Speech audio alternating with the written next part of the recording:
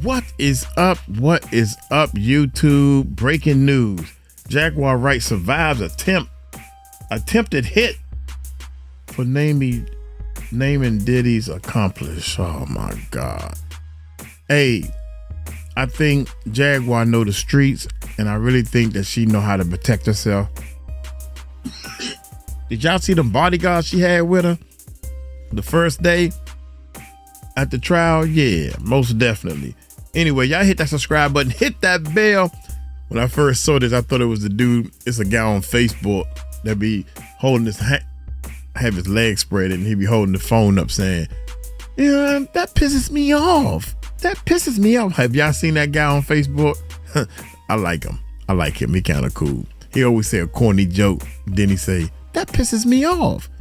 Hit that subscribe button. Hit that bell. Let's check this bad boy out.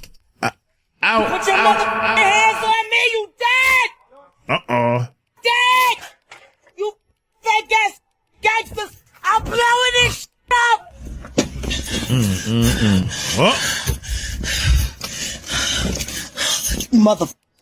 You mother. He assaulted me. Yup, and they put me in a hospital on an APAP. Yeah, this scene right here was no, my bad. I thought this was the airport scene.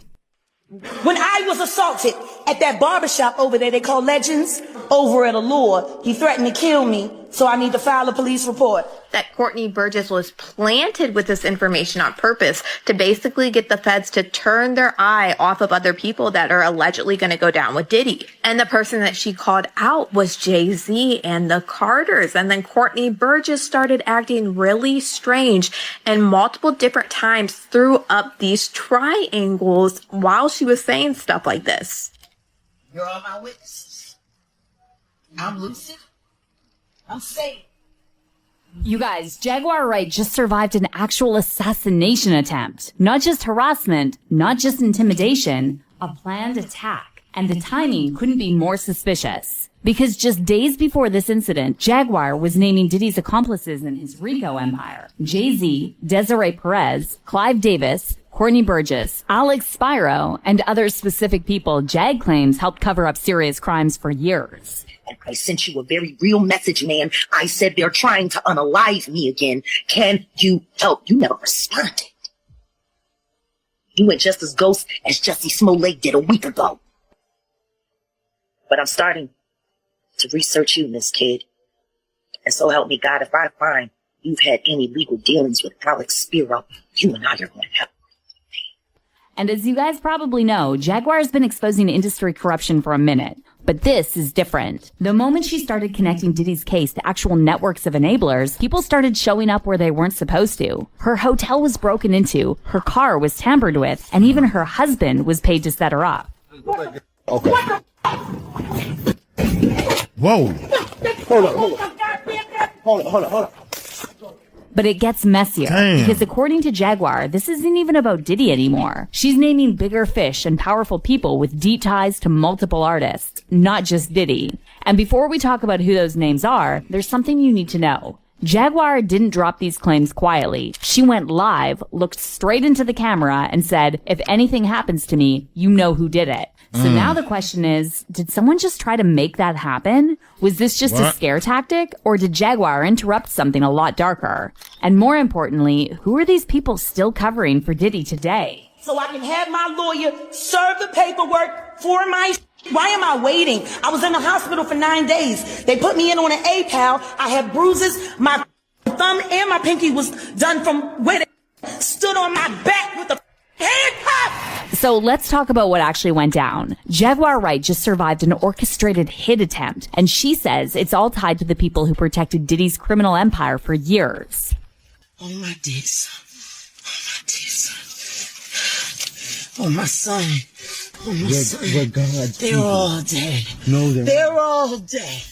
According to Jaguar, she noticed a black SUV circling her hotel in Dallas more than once that day. Then hours later, when she was getting back to her hotel, she caught someone crouching near her car and messing with the tires. So it's dark back there. I had my key out. And I had my knuckles in my back pocket, my brass knuckles.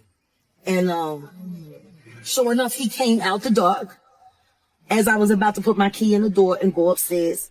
According to Jaguar, this man was trying to rig her car and make it look like an accident. However, she caught it just in time, and she even confronted him, and then they got into a physical altercation. I'm the boogeyman. I ran up on it and just started punching the shit out of him. Whooped his took his knife. I was like, you say this? Get a real knife. I was losing it. I swear to God, if I see you out of these streets, I'm gonna kill you. Now, luckily, Jaguar knows how to defend herself, but she was still shaken after this incident because she knew they weren't just trying to scare her. They were trying to kill her. The thing is I'm prepared for what I'm prepared for. You know what I mean? I've had everything bad that pretty much a human being can go through happen to me. So after this incident, Jaguar went on live with 𝗗𝗢𝗡𝗞𝗦, and she actually showed off different weapons she keeps on her at all times. This woman's walking around like she's in a war zone, and honestly, it tracks. Go spend some time with my godson before they try to kill me again. Oh my God, stop saying that. Don't put that in the universe. They've been trying to kill me. And get this, when 𝗗𝗢𝗡𝗞𝗏 asked Jag to name the people who've been trying to kill her, Jag didn't mince words. She said there are two Seans, Carter and Combs. They tried to do it in Chicago. Okay, who are they? You know who the I'm talking about. Oh my God. I'm talking about the Seans. I'm talking about Sean Carter. Oh my God. Sean Combs. Jaguar then talked about how someone tried to blow up her car. And get this, she even name-dropped Beyonce, hinting that she was also involved in this attempted hit. Somebody tried to blow up my car. I hope Beyonce falls and breaks her neck.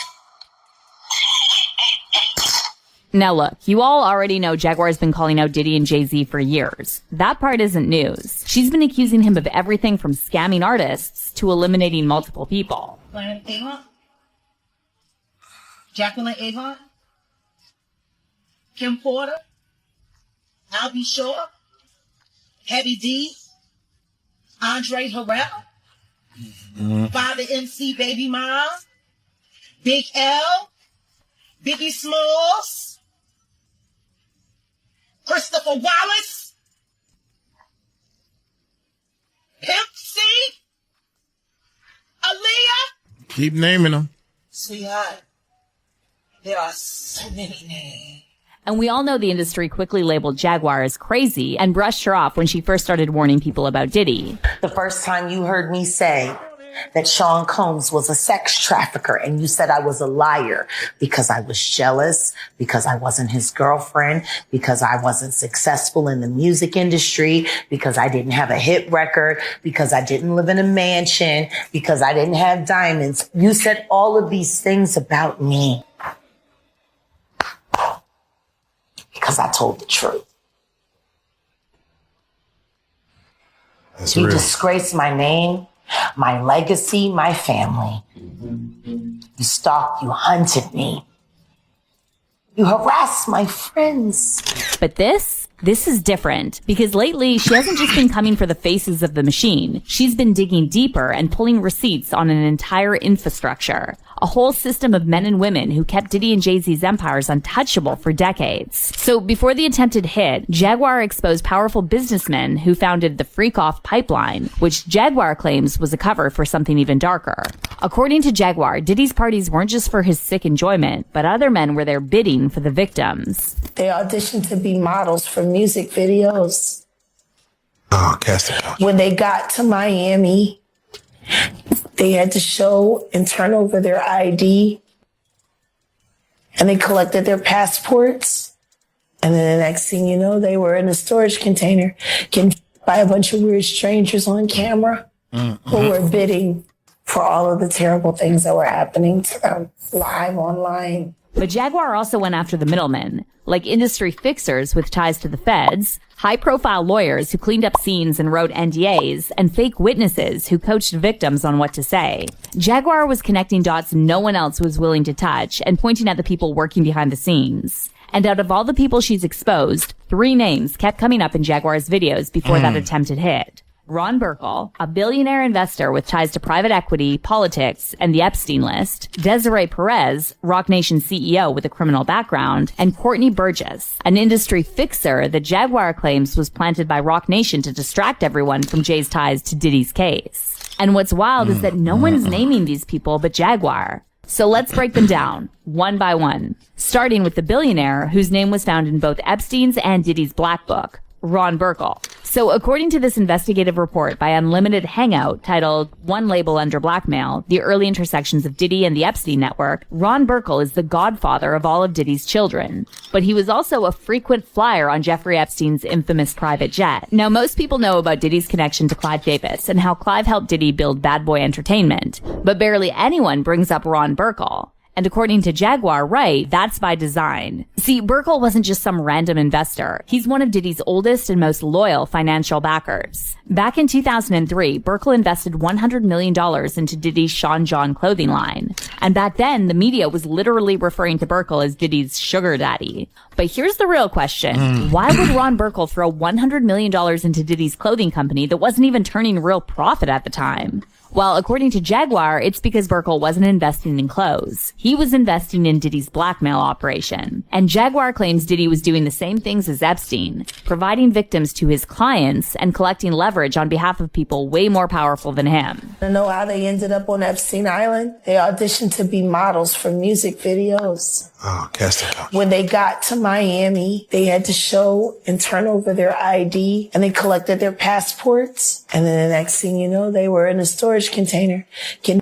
by a bunch of weird strangers on camera who were bidding for all of the terrible things that were happening to them live online. After they made it through that, that's when they were sent to Rick Ross's music videos as groupies and extras to make sure that they could walk around in society without looking like victims. Now, when it comes to Ron Burkel, there's been a ton of controversy attached to his name over the years. For instance, back in 2020, his son Andrew Burkel was found dead in his Beverly Hills home, and the family refused to say what happened. And get this, Andrew was close to Diddy's sons. In fact, Quincy Brown shared a tribute to Andrew on IG and revealed he was meant to have lunch with him the following day. But no one was talking about all this before Jaguar brought it up. And that's when Ron Burkel's team went on a digital cleanup spree, scrubbing any trace of his ties to Diddy and Epstein from the internet, removing articles, and deleting social mentions. Now, as for Ron's current whereabouts, he keeps a low profile, but public records still show he's active as co-founder of 𝗗𝗢𝗡𝗞𝗦, sits on boards like Yahoo and Occidental, and co-owns the Pittsburgh Penguins. But all mentions of him in Epstein's Black Book or Diddy's freak-off operations is getting deleted. Only Jaguar and a couple of other independent journalists talked about this. And just weeks later, someone tried to blow up Jag's car. But there's another name that should be a scandal every time it's mentioned, but somehow never is. Desiree Perez, Jay-Z's right hand at Roc Nation and gatekeeper of the industry. And what literally never gets talked about in mainstream media is that Desiree was a federal informant, and Jay-Z knew that when he made her the president of Roc Nation. And according to Jay-Z's former friend, 𝗗𝗢𝗡𝗞𝗦, Desiree is the main reason why Jay-Z never gets into any trouble with the law. And I can guarantee you the conversation with 𝗟𝗑𝗓, even when 𝗟𝗑𝗓 came home and seen, you know what I'm saying? Then it just, this don't add up at some point. And then how's everybody going to jail but you? And then when 𝗗𝗓𝗡𝗏 was asked if Jay-Z would be the next to go down after Diddy, he said this will never happen because Jay and the people who brought Diddy down are all part of the same group. Jaguar kind of alluded to Jay-Z may be next. What is your thoughts when you hear the world, like, they done took down Puff, they done took down all these other powerful black people. Jay-Z's like the lone standing powerful black man. If you do the track wrestling on them, Jay is them people. If you do the history of most of the people that got in trouble in the industry, big trouble, who they went to for help? That's true. When Lil Wayne was in trouble, who did he go to? When Meek Mills was in trouble, who he go to? Meek Mills said it himself. Desiree helped me. You understand? So how could he be up next? You know what I'm saying? He is them people. They go to him when they got problems. Like I said, I think he is them. He has a relationship with them. You talking about a woman that had a relationship with the feds for 20-something years, right? When you working for them, you got an agent, your agent that's in charge of you. You think she don't have no relationships with over the years with all these agents that became retired and connected and this and that and the third till they just know shit? She got power. That's power over there. You know what I'm saying? Who you wanting one on your side? You got them on your side?